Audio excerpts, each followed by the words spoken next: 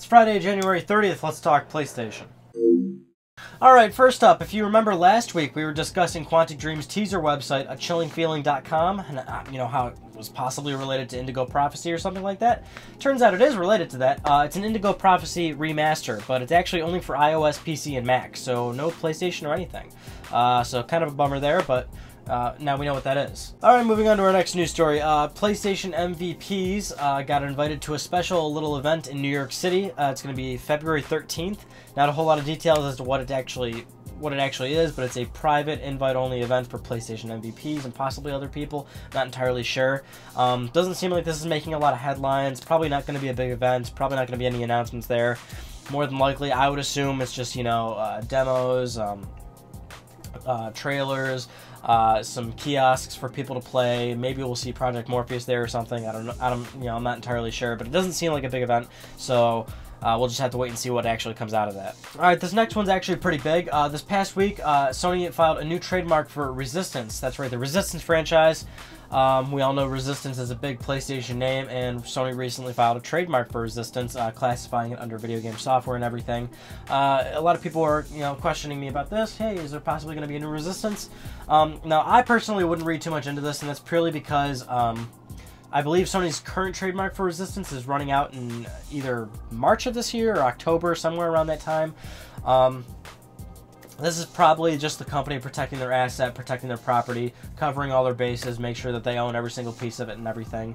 I just wouldn't look too much into this. Sony's been pretty vocal about the fact that Resistance is probably going to be on, kind of like a little resting period. Insomniac's been vocal about the fact that they aren't going to be doing a Resistance game for a while. They haven't said, like, no, they'll never go back to it, but they've pretty much said that we're not making a new one anytime soon.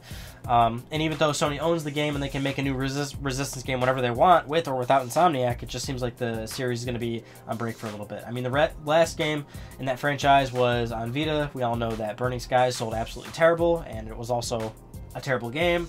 Resistance 3, while it was a great game, didn't sell that great. They shut down the servers for the past 3 games on PS3.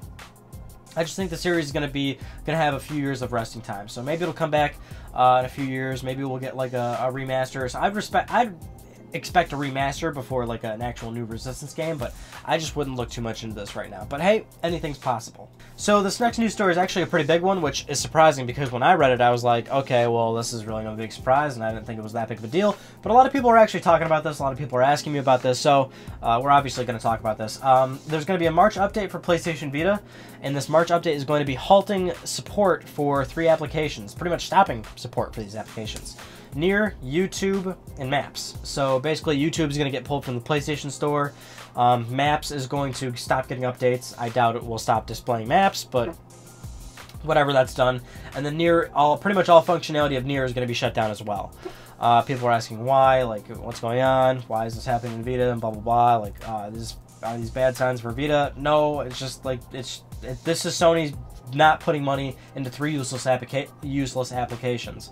We all know, well, Maps on Vita. Come on, what the hell did you ever need that for? Maybe there's 1 or 2 of you that used it, but come on, no, you don't need Maps. Obviously, that is like, yeah, get that out of there.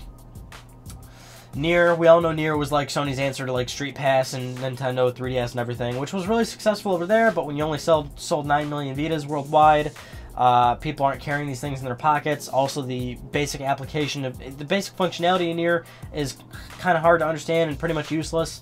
When you go in, you get game goods for stuff, and I don't know, every Vita game I've played, I've never had useful game goods, except Uncharted Golden Abyss, where I used it to to grind trophies.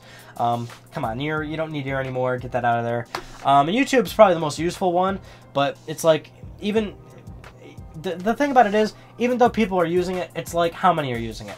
Probably not many at all. I guarantee you, out of the 9 million Vitas sold worldwide, less than 1 million people are using that application on a regular basis, where they're constantly visiting it.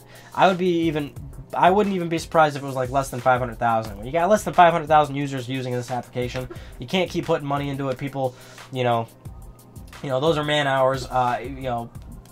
Surveying that application, keeping it running, keeping it updated, making sure it works on YouTube side and everything. Like, just especially when the browser works anyway. Like, it's just 3 applications that didn't need to be on Vita, and now they're being thrown away because they're not being used. That's just how I saw it.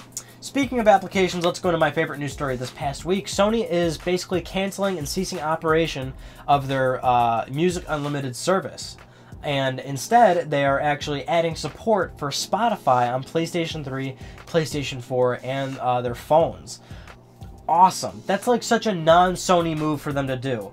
Like, for the longest time, they've been pushing their Music Unlimited service. Like, who the hell... Like, it's just one of those things where you're losing. You're not, like, you're in a very, very heated competition when you're getting into, like, music streaming. Like, you got how many other big players in the music space? Stop pushing your own service that's clearly not gaining traction and just support one of the big guys and have it on your hardware. You're a hardware maker. You don't always have to have these services and everything. So it's like such a non-Sony move for them to finally get rid of their own service and just support one of the big players. Awesome. So now that's a thing.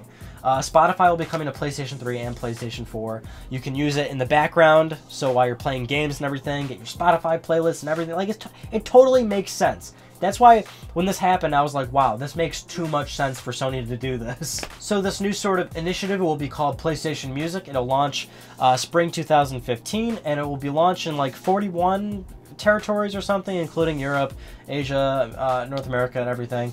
So yeah, I think that's a great news story. Finally, it's about time Sony starts making moves like these. And our last news story, which is going to be pretty irrelevant in the next like 24 hours because we'll actually know what's going on, but Square Enix is teasing something for the PlayStation 4, and it's going to be revealed basically tomorrow. So that's why this is kind of an irrelevant news story, because we'll all find out in a very short amount of time. But it's called Project Code Z or something. You just go to their website. It's like a Z, and there's like some like trees and forest in the background. It says PS4 in the bottom left corner. It's gonna be revealed very, very soon. We have absolutely no clue what it's actually going to be. There's a few guesses, but like it's just a teaser website. There's really not much else to say, and we'll find out very, very soon. So we can expect that soon. But I mean, the one thing to take away from this is that it says only PS4, so this is apparently going to be a PlayStation 4 exclusive. Otherwise, they would write Vita on there, or Xbox, or whatever, whatever other platform it's going to be for. Only PS4. We don't know the scope of the project, if it's going to be like a really big game, a really small game, maybe not a game at all.